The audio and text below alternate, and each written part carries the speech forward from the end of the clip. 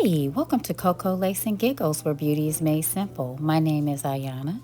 Go ahead and grab yourself something to drink, sit back, relax, kick your feet up, and let's see what I have to talk about today. Hey, welcome back to Cocoa Lace and Giggles. I hope you are having a good day today. So this is my second episode of today is more of just like talking about one of my boxes that I got. You guys know I love my Curator box. And while I'm talking about my Curator box, I will, this will be the second episode of me talking about lupus, right? And so I said that I was talking about my journey in the first one. That video was pretty long because I kind of did like a quick overview of everything, right? What happened, how it triggered, and all those good things. You gotta excuse my hair today. So I don't know if these earrings have purple in them. I think they do. I couldn't find my bracelet, but it's cool. We're gonna make it work. So, one of the things that I wanted to discuss with you was the second flare up that I had where I went into the hospital.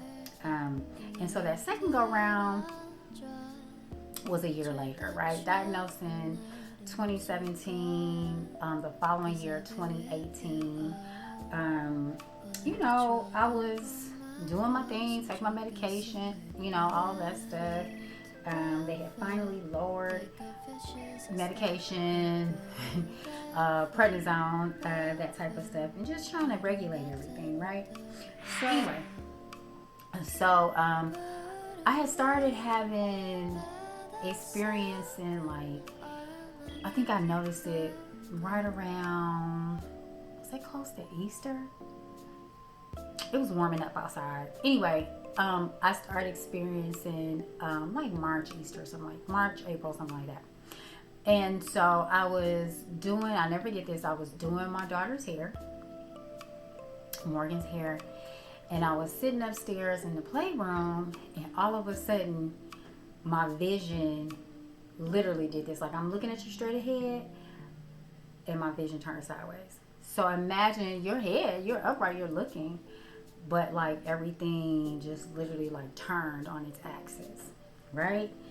And I was like, oh, whoa. And so like I sat down, and I was like, let me just sit for a minute. You probably doing too much. And so, I was able to like kind of catch my breath a little bit behind that. And then, I just got up and went back to whatever. So that happened like over, I don't know, I had like got home from work or something like that. And then it happened again the following week, but on my way to work. Now at this time, I was working and commuting to work, right? I would drive like an hour and a half one way. No joke, no lie. Everybody who knows me, they're like, how did you do that for so long?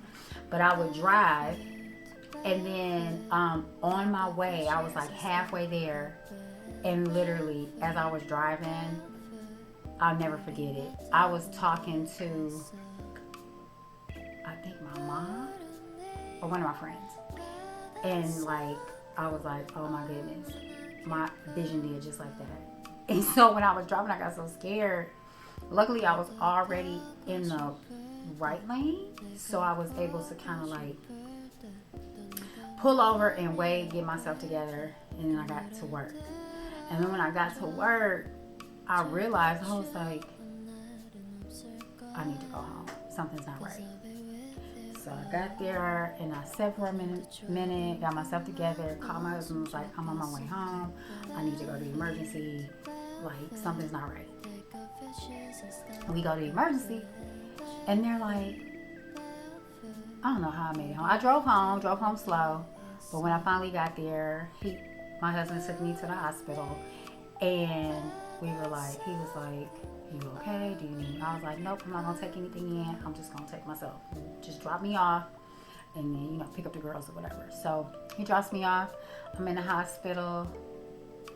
They're like, how long have you been feeling like that? I said, well, I had an issue where, my vision like turned on its axis and blah, blah, blah. And so they're like, your platelets count is really low. like, you should be at whatever the number was. It was at like a 3. It was low, like crazy low. They were like, you shouldn't even be walking. Like, you should not be here. Like, how are you walking and talking and like fully functioning to us? So, like while speaking to us. So anyway, they admitted me. They ran tests, and my nephrologist came. They had a nephrologist come in, and so he checked me out, and he was like, I think we need to do a biopsy. And I was like, okay. So he does his biopsy, and they're like, and then they had the hematologist, and they were like, so after running all the tests, they were like, this was maybe like a day later, because they admitted me, and then they had to move me into hospital room. And so they were like, you have TTP. I'll put the whole name up here, like how to say it. All I can remember is thrombotic or thrombotic, whatever. And so it's like your body thinks that your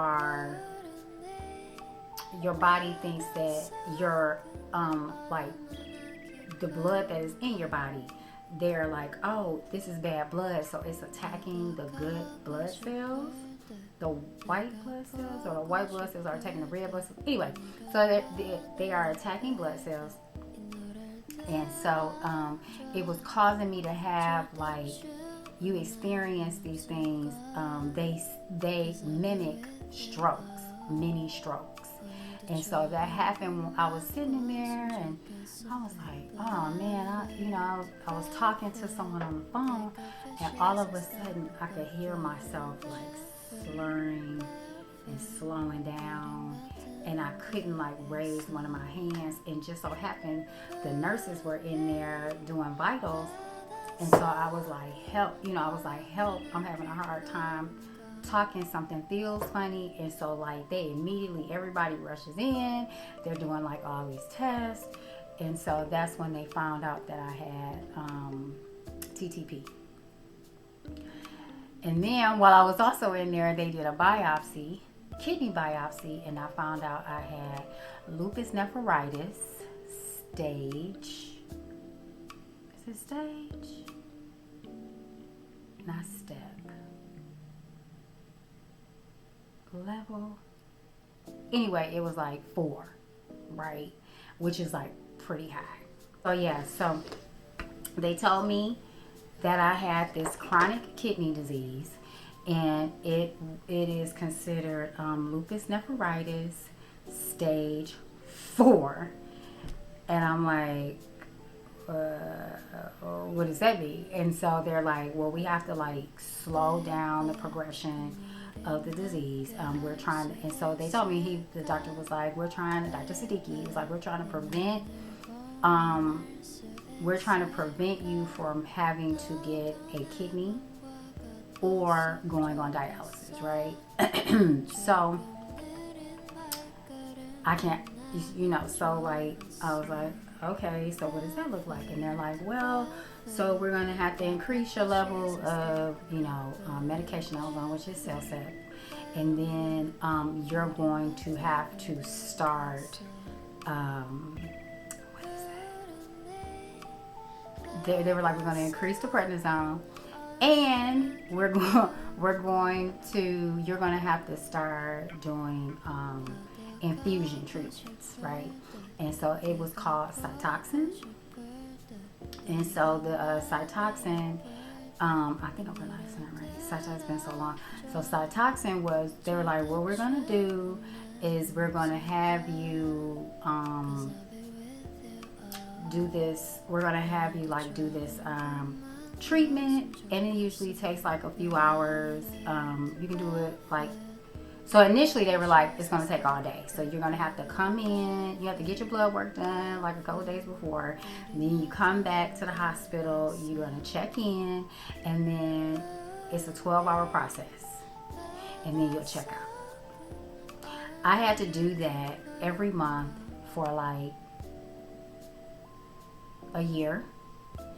And then they told me, because I told my doctor, I was like, I'm tired of having to keep going in, like, I was like, that's just a lot. And so like maybe like 6 or 7 months in, he was like, okay, your hematologist said that you can just go to the cancer, you know, the chemo clinic, and you can get it done there. And so you should only be there, you know, maybe like no more than 5 hours, or 3-4 hours, and you're fine. So I did that. But that was hard. Like, that was rough. So it was like you had to plan your life around getting these treatments every month. There was no skipping. And so we did that every month for about a year and a half, I think. And it was just a lot. It was, oh my goodness, it was a lot. I don't wish that on anyone. But then I can say, like, after taking the Cytoxan, you know, after doing those treatments, like, and I was no longer on it, and then I ended up getting another job, and so I wasn't doing this commuting anymore, and like my health changed like that. Literally, it was like all my numbers, like blood work became better. I wasn't dealing with the stress of the drive. I mean, like, my husband was right. My mother-in-law, father-in-law, my mom, like, everyone was right. It was the drive. Like, the drive was probably one of the main factors that was like really triggering a lot of stress, or not really being able to recover fully like you're supposed to. And like the pandemic happened, and where everyone was freaking out, I was great. Like, I was thriving. I had lost weight. I'm like exercising. I'm eating right. Like, stress levels went all the way down. I mean, like, I did really well during the pandemic. And then when I got the other job, it was even better, right? So like all of these different like factors just kind of like fell by the wayside, and that was like awesome for me. So I'm just running my mouth. Oh yeah, also while I was in there, I had to do like I think it's like a Plasmapheresis. And so they had to come in, and this was before they told me about the Cytoxan treatment. That was like on my last day when I was in there. So I think I was in there for about 2.5 weeks. And at the end of that was when I started the treatment, right?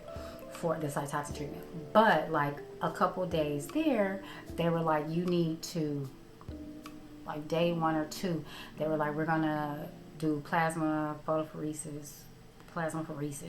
And so what that does is that it removes all your plasma, and then it replenishes it with new plasma to stop the TTP from triggering. And so it was really, I don't want to say crazy.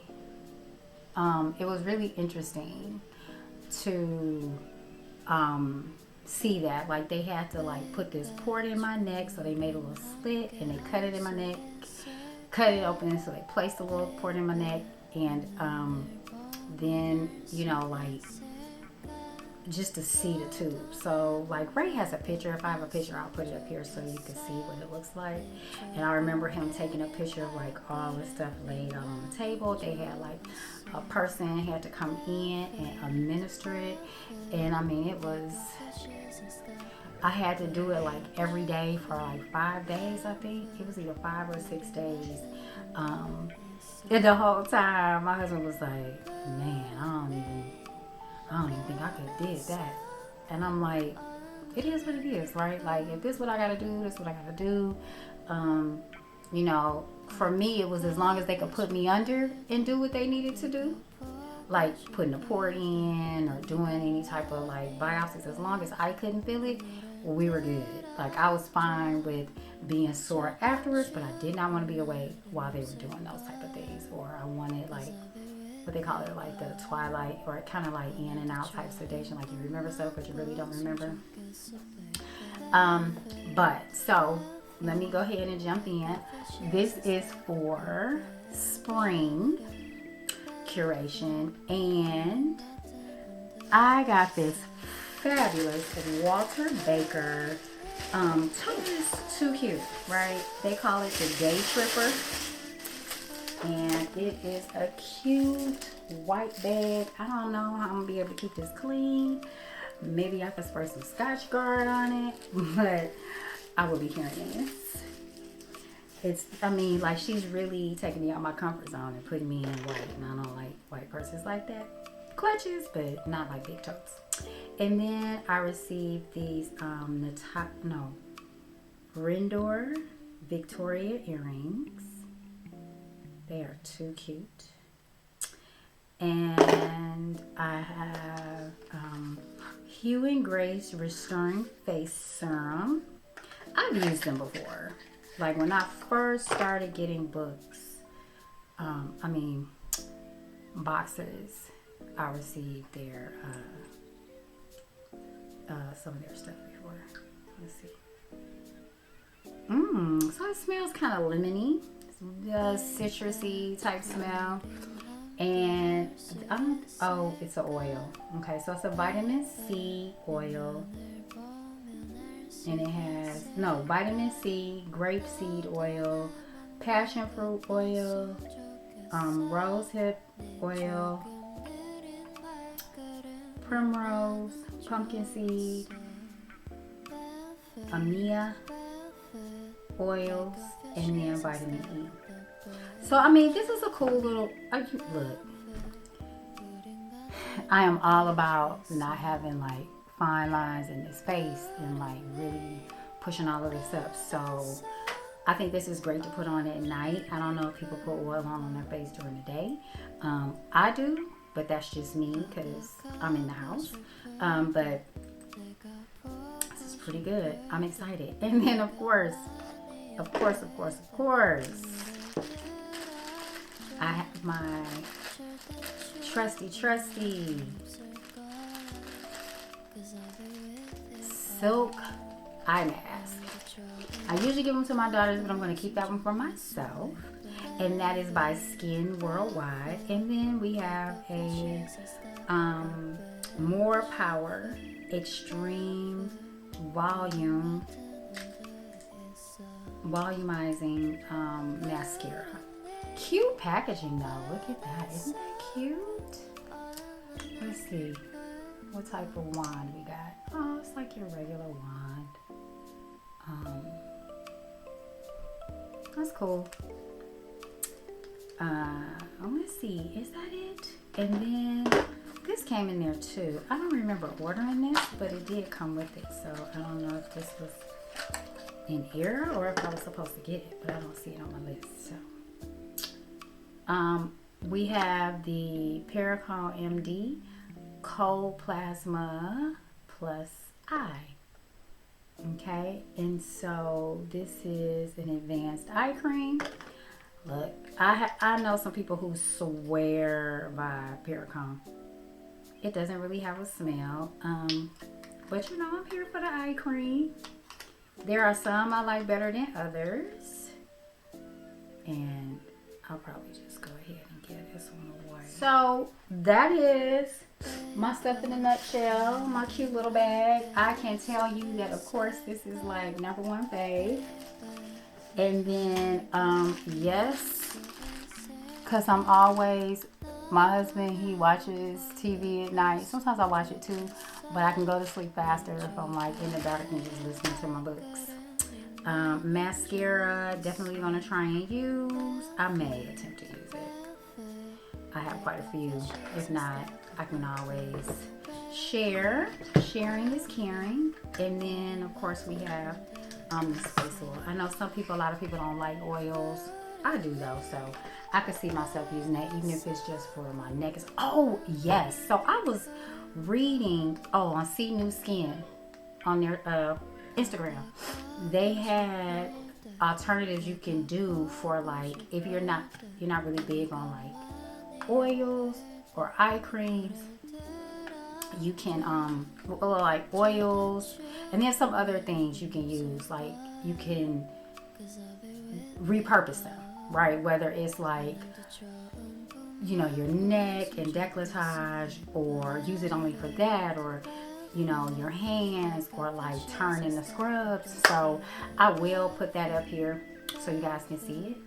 But yeah, so that's all I really have for today. Thank you for letting me talk about my my second like big flare up and what that did, and how I have now come full circle and I'm doing a lot better.